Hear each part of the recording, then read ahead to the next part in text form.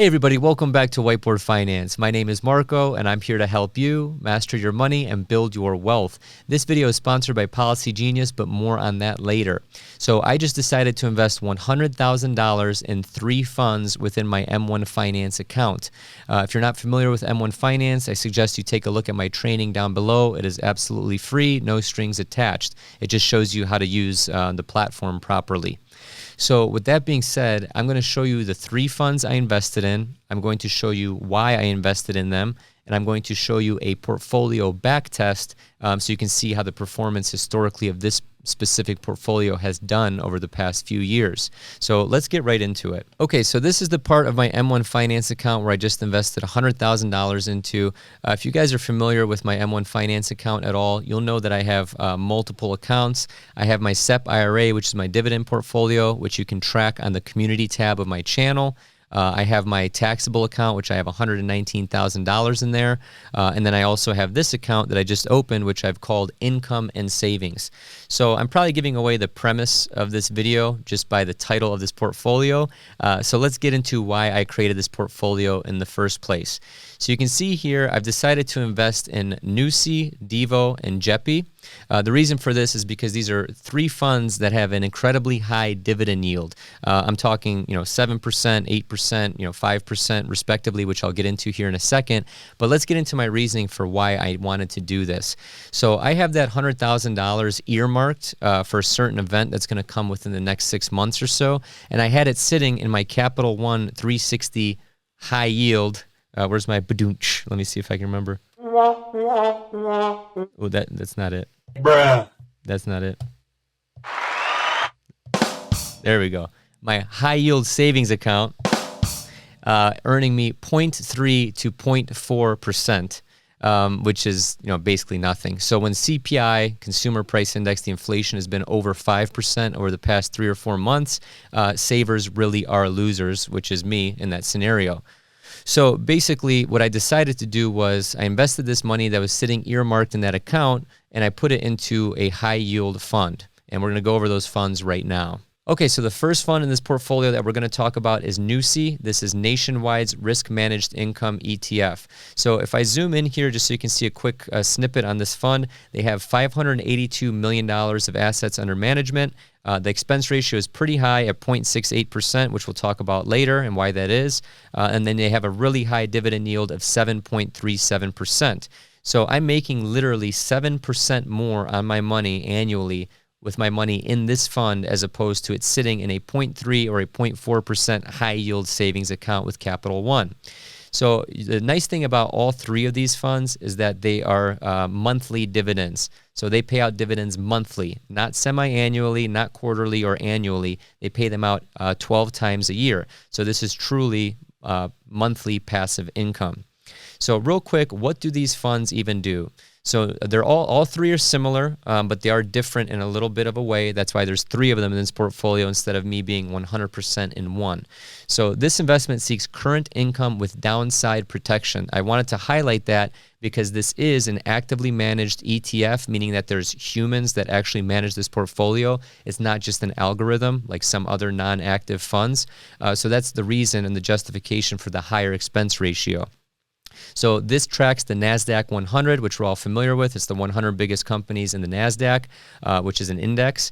And then it does an options collar, which is a mix of selling call options and buying put options. This is how they hedge that downside risk. But the other thing is that you have to realize with funds like this, they're able to pay out such a big dividend because of this options writing portion of the strategy, but also you're kind of capping your upside as well. So the options are capping your upside, but they're also capping your downside as well, which we'll get into when we backtest this portfolio. So if we get into the second fund here, oh God, I got to log back in. All right, 1 second, guys. Okay, sorry about that. The second fund is DIVO, which is the Enhanced Dividend Income ETF. They have $646 million of assets under management, a slightly high expense ratio of 0.49%, and a solid dividend of 4.9%. This also holds an equal weight in my portfolio, and as mentioned, they also pay out dividends monthly. So what this does is it's just a little bit different, that it has its primary investment objective to provide capital, which is the goal of all of these. However, it's also trying to grow your money as well. So it invests 80% of its total assets in dividend-paying U.S. ETFs, and it's going to use an options strategy by writing or selling covered call options, okay? So a covered call is basically when you own the underlying asset and you decide to write the option, sell the option. You're the house, you're the casino, and you're allowing other people to buy that contract, thus giving you income at that point in time when the option contract is agreed upon by both parties. That is how they're able to create such a high dividend as well. So if we go to the third fund right here, you can see that this is JEPI or JEPI. This is JP Morgan's Equity Premium Income ETF. They have $3.4 billion of assets under management. The expense ratio is the lowest at 0.35%, and they also have a very healthy dividend yield of 7.26%. And again, this is a monthly paying dividend fund. So they're very similar to the first two. However, they're investing in the S&P 500 as opposed to where the first was in the NASDAQ. And basically what they do is they also have an option strategy which allows them to basically yield such a high dividend yield. So if we go to the next portion of this video, we're going to backtest this portfolio. But first, let's get into Policygenius. If someone relies on your financial support, whether it's a child, aging parent, or even a business partner, you need life insurance. Summer's coming to an end and the leaves are about to fall. While Mother Nature does her thing to prepare for the new season, you can do yours by getting free life insurance quotes with Policygenius. Policygenius makes it easy to compare quotes from over a dozen top insurers all in one place. You could save 50% or more on life insurance by comparing quotes with Policygenius, and you could save $1,300 or more per year on life insurance by using Policygenius to compare policies. Getting started is easy. First, head to policygenius.com/whiteboardfinance. In minutes, you can work out how much life insurance coverage you need and compare personalized quotes to find your best price. When you're ready to apply, the Policygenius team will handle the paperwork and scheduling for free. Policygenius never sells your information to other companies. Policygenius doesn't add on extra fees. Head to policygenius.com/whiteboardfinance to get started right now. Okay, thanks for sitting through that. That's how I pay the bills.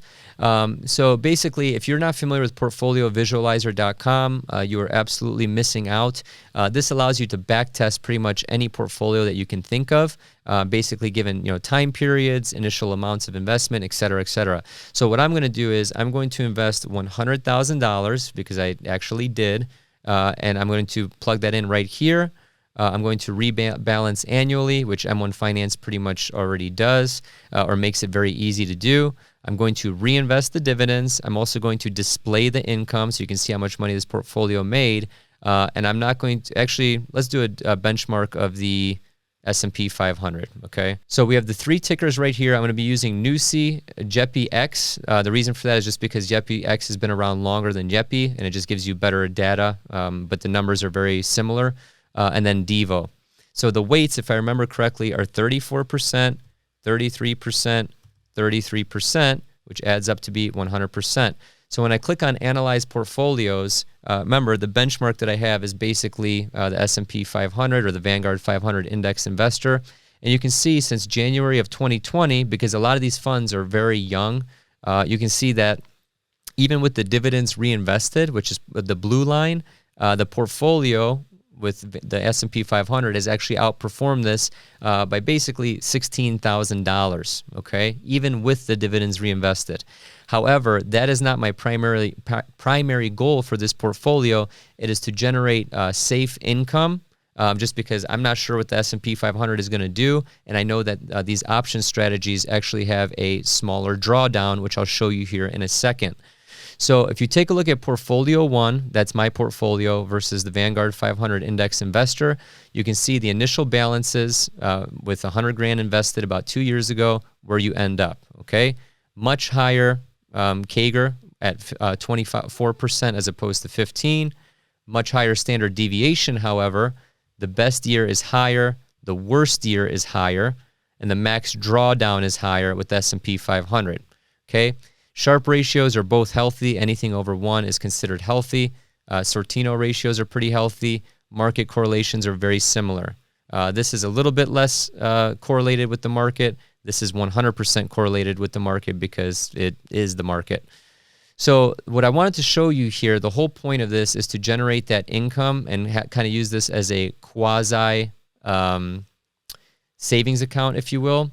So if you go here, the full year of 2020, remember this is the only full year we have full data on because we're obviously not done with 2021, with income of $8,329. So the yield is 8.33%. It's going to be a little bit lower this year. It's probably going to be right around 6.5% if my math was correct. So this 4.99 is not correct just because it's not the full year. You can also see inflation is much higher in 2021 than it is in 2020. So the income, if I were to invest 100 grand and I would have stayed invested in these three funds, just like my portfolio is now, would be $8,329 a year. If I want to pull up a calculator, 8,329 a year divided by 12, this would have provided $694 in income every single month for 2020. Now, if my yield is right around 6.5%, which I mentioned, this is very easy math. You just multiply this by 0.065, 6.5%. This gives you $6,500, common sense, divided by 12. So this portfolio should be making me $541.67 per month. So the reason I chose to do this again is to supplement or take this money that was sitting here doing nothing, which I'll show you. So let me take real quick.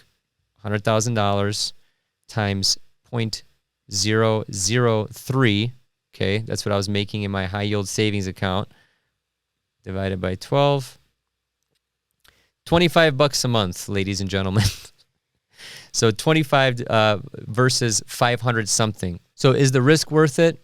Maybe, maybe not. For me, it is. Basically, this money is just sitting in that Capital One 360 account doing nothing. So at least I'm trying to beat or at least keep up with inflation. Again, the average dividend yield for this portfolio is roughly 6.5%.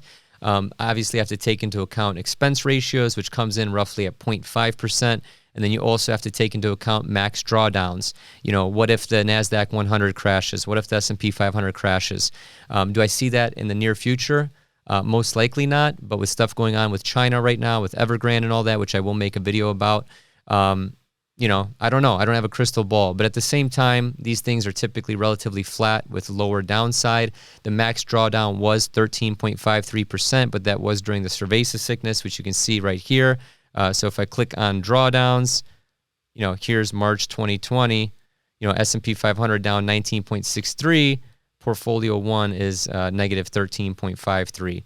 So does that suck? Yes, that would be $13,530 on 100 grand. But you can see here it recovered, you know, pretty quickly. So am I banking on that? You know, no. But at the same time, it would be nice to earn a little bit of income on this. The other thing that you have to talk about or consider are taxes, you know, capital gains, short-term capital gains, especially if I take this out within a year, how those things are going to be taxed. So these are all things that eat away at that 6.5% yield, but it's still going to be higher than 0.3. I can promise you that, especially if the funds appreciate and don't depreciate. And that's a big if, I'm just being honest. So don't copy this portfolio. Don't do this unless you're a smooth-brained ape like me, which I don't think I am. I'm just saying that to be funny. But don't mimic this portfolio. This is not financial advice. I'm just a guy on YouTube. Thank you so much, and have a prosperous day. Really, China? Again? China's like that guy that lives in your development, and his dog poops in your yard, and he never picks it up. It's like you don't want to, you know, you don't want beef with the guy, but it's like, come on, dude. Your dog keeps pooping in my yard.